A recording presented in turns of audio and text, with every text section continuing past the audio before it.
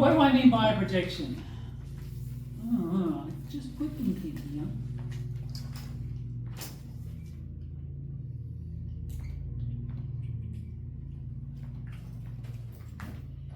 I mean this.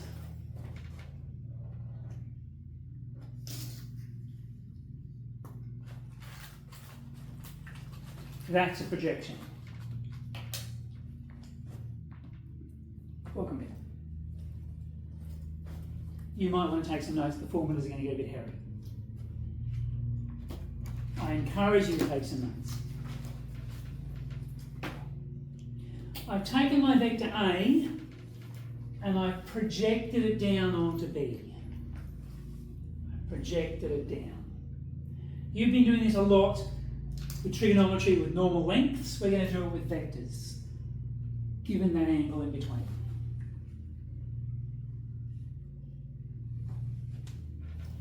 So,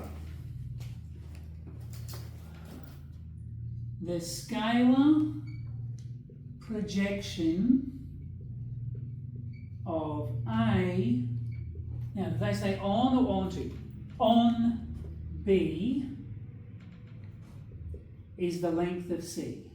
Is it always down? No, because I might have a vector here and a vector here. And I might want to project this one onto that one. So I'm going to go, that would be the projection of this one on that one. It's always perpendicular to the second vector. Does that help? Yeah.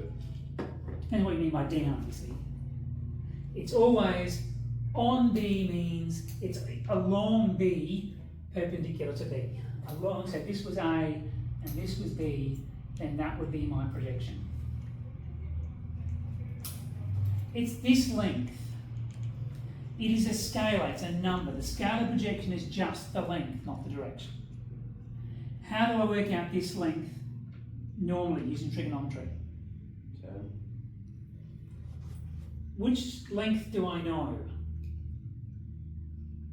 How would I use trig to work out this length, given what I know?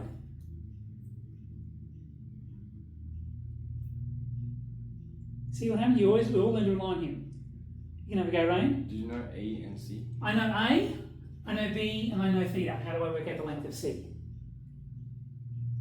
Hint, it's not 10. It is trig though. Yeah. Which trig ratio do I use if I know the hypotenuse and the angle and I want to find the adjacent? Cosine. Cosine. So this length is length of A times cosine of theta.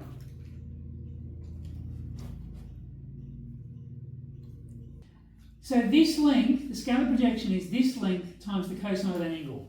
A lot of the time though, I'm given two vectors, not the angle.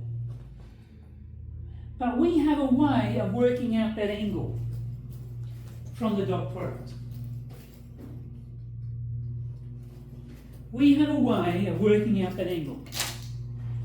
We go, this angle is A dot B over length of A, length of B.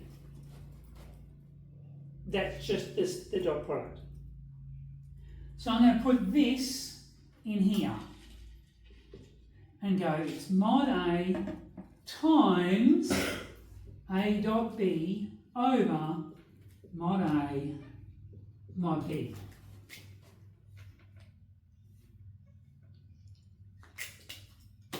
Which turns into cross cross A dot B over the length of B.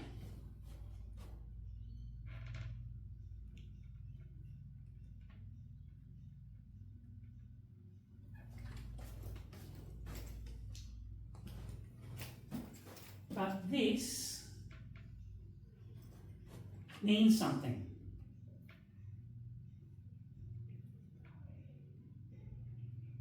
What does B over the length of B mean? They're still writing, I'll wait for you. Well, it's going to be 1 or negative 1, isn't it? No, you can keep that. But, what is B over the length of B? We've learnt that recently. Oh, is it? There's a lot of things I don't know even. A univector. Yes. Well, yeah, so it's one. That's a unit vector. Yeah, not one, it's a unit vector. Got to get the right language. So that means this is A dot B hat. And that is the formula on the syllabus for the scalar projection of A on B.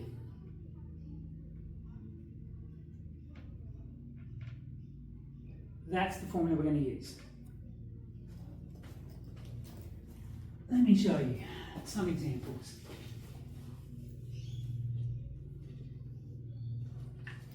So do we actually have to know any of that or just the bottom one? You have to, well, you're given the formula. You're going to practice the formula a lot. Maybe I should say a little bit about context. Vector projections are going to help you to solve certain kinds of problems. Particularly when we get to 3D vectors later, if you can recognise certain things as, oh, that's a projection, you can save yourself all this maths to get to the answer you want. If you can go straight to the formula you need. Right. So it's a situation where you go, oh, this is actually a projection. There's also going to be one going here. It's actually a projection. I can save myself some work. Otherwise, yes, you have to work your way through and try and figure everything out. So it's just, it's a trick, it's a mathematical technique that will save you a lot of work, if you can recognise it. Okay, let me give you some examples.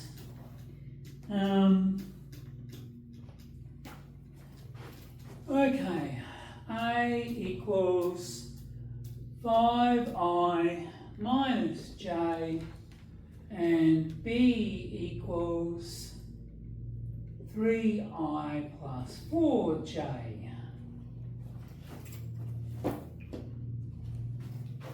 Alright, calculate the scalar projection of A on B.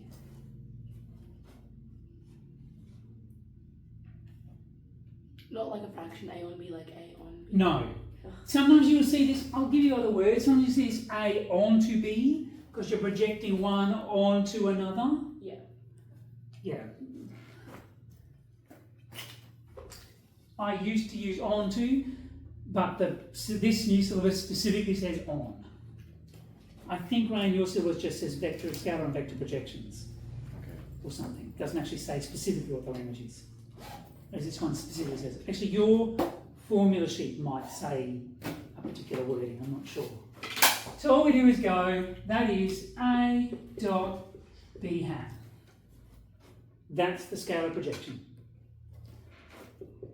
Which is, oh dear, I need the length of this one, don't I? Let's do it step by step. What's the length of B?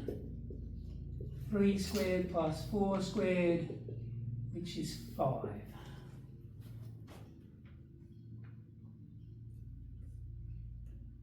So this is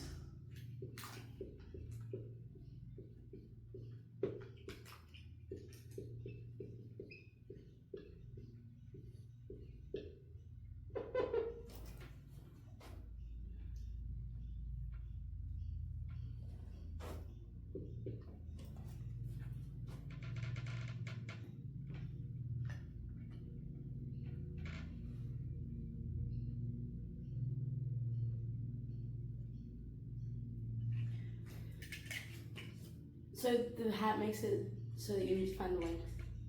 the hat means its length one, it's a unit vector. How do I find a unit vector? I divide it by its own length. Okay. This is a short way to write it, but if you don't already have the unit vector, you'll have to work out that. How do I do a dot product? 5 times 3, negative 1 times 4,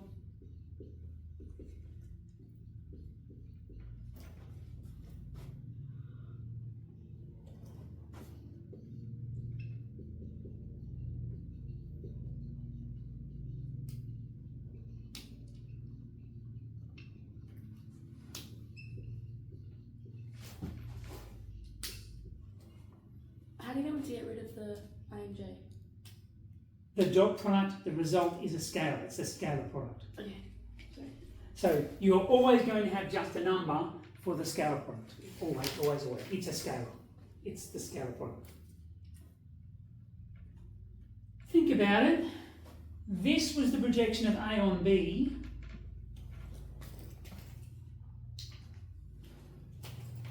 This would be the projection of B on A. That's the projection of A on B. This is the projection of B on A. So it's going to be different. Calculate it the other way. Have a go. I'll do it slowly. Your job is to stay ahead.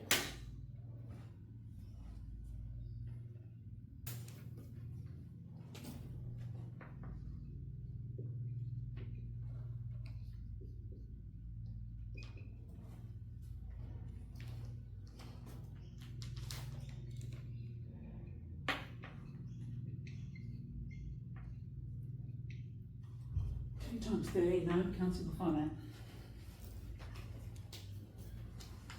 So that's B plus 4J dot A over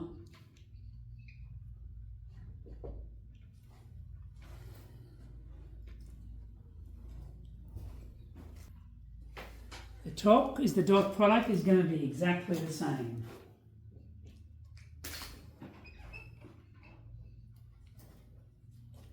Is it always going to be the same? Well, it is, isn't it? It's A dot B divided by the length of B, but the other way is going to be B dot A times the length of A. So the dot product on top is going to be the same.